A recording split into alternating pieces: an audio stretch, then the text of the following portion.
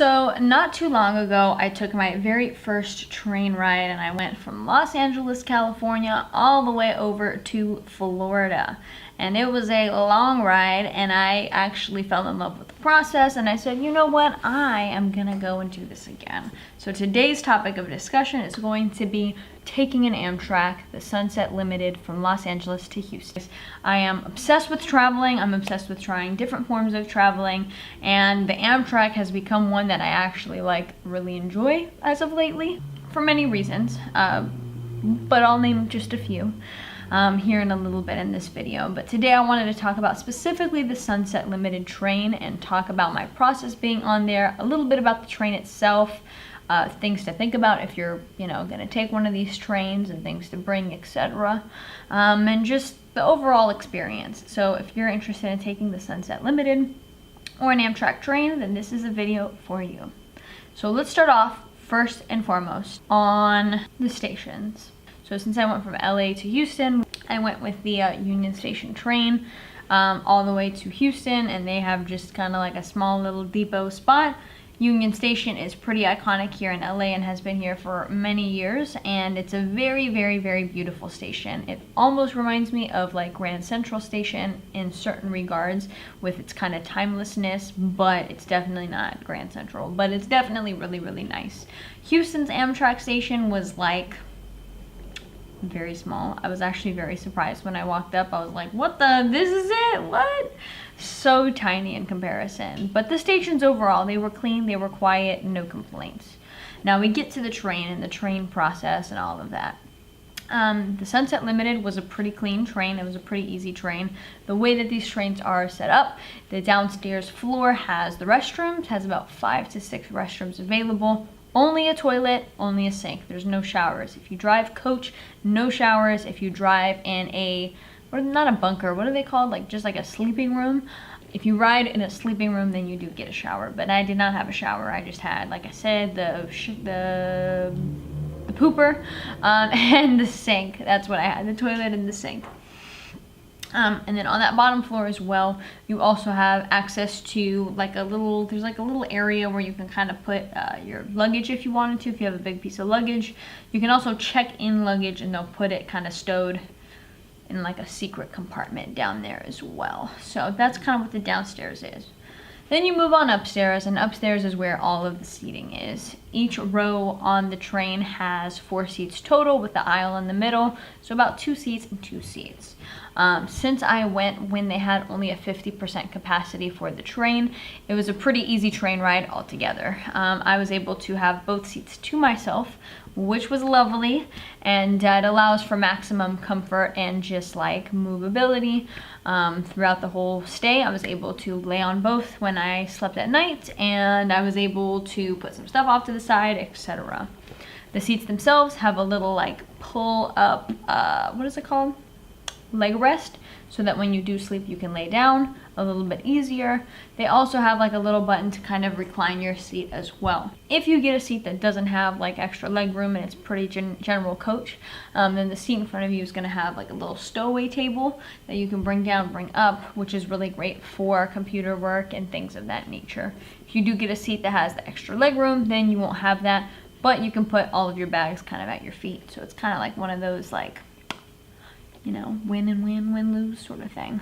But overall, even if you get regular coach, there is some space right above your seat for you to stow your luggage there as well. And then there's space on the floor kind of by your feet as well to stow your luggage. So that's kind of the main cabin. That's the main area. If you get a coach seat, then that's where you're going to sleep as well. So just be prepared to sleep there and to get comfortable. We'll talk about sleeping arrangements here in a little bit though. From there, you have the eating cart, and then you go into, sometimes it's 1 cart over, sometimes it's a few carts over, kind of depends on your train.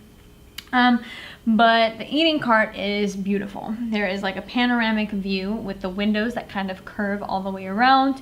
You can sit in a chair or you can sit in the tables and kind of just sit there. You can eat, relax, do computer work, look out the window. The views overall are really, really beautiful. I enjoy it, For this particular trip, since I took the Sunset Limited, I've taken this road trip many times at this point. So the scenicness of the views weren't as like, whoa to me, but it's definitely nice. You get to see a variety of different things. You get to go through Arizona, New Mexico, and Texas. Texas, you get to see lush green as well as kind of like that dry, rocky vibes. When you're in New Mexico, you see the dry vibes. When you're in Arizona, you see kind of like the cactus vibes. So it's a pretty nice little trip to go through. The one thing that I thought was very surprising that I was like, oh, whoa. I won't say it's cool, but it was one of those things that I just never thought I would see, I guess, in person. But when you do take the Sunset Limited, it gets you right up to the border of Mexico. So there were periods where we were like right next to the wall, which was a little bit weird to see. So that's one of those things that you'll see on this trip as well, if that's something that oddly interests you. So yeah, those are the kind of views that you'll see. And in that eating cart, it's perfect because you get to get that panoramic view and you get to see a little bit of all of it throughout the entire day, night, etc. Well, let's talk about the food. In the eating cart, obviously, if you're gonna have a longer trip, you gotta eat, right? They do have like a little cafe that's located in the eating cart on the bottom floor. You take the steps downstairs and you're there and you have a few different options. When it comes to food, it kind of depends on who you are, how you eat, all of that type of stuff. Personally, I'm vegetarian and all my options were like mac and cheese and like cheese pizzas. Not my forte, not my complete and total forte. So for me, it was a little bit hard to eat, especially considering that I didn't want to eat cheese. They didn't really have like mixed nuts too much. They had chips, they had donuts, they have a lot of like bready foods. Everything is microwaved. Obviously there's not anybody cooking down there like chefing it up for you. So everything is microwavable foods and goods. If you get the sleeping cart, I'm pretty sure that you get access to like your custom meals and stuff. But if you're in just like coach, you don't.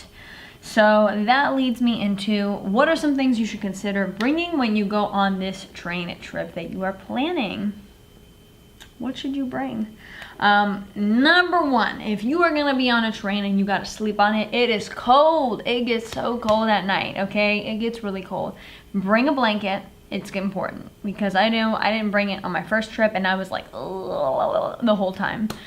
Bring a pillow because you don't know if you're gonna have both seats or just one seat, and so you're gonna need a pillow. Both times I didn't bring a pillow and my neck was like this the whole time and I was like, why did I do this to myself again?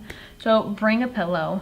And then also food. You know, if you're a vegetarian or you're someone who kind of like wants to eat a certain type of way, don't hesitate in bringing some snacks for yourself. I've seen people kind of get off the train at certain points and go pick up some food from like the local whatever in El Paso. All of the, what are they called? Basically the train masters. I forgot what the word was. But all of them were raving about this this lady who was in El Paso selling burritos. So you do have times throughout this day to take a break and to get some food out in the real world that isn't just the cafe. But in case you don't want to get out and kind of explore, whatever the reason might be, then I would suggest bringing a few snacks for yourself. I don't know how legal it is to bring it on the train, but I brought some like plantain chips and like pistachios for myself. So yeah.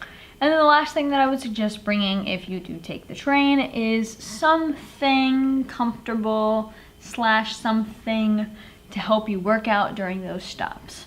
On my first trip going into Houston, I didn't bring anything, and during the stops I was kind of like, I was so in the zone working on a project that I was like, yeah, like I'm good, I'm fine, whatever.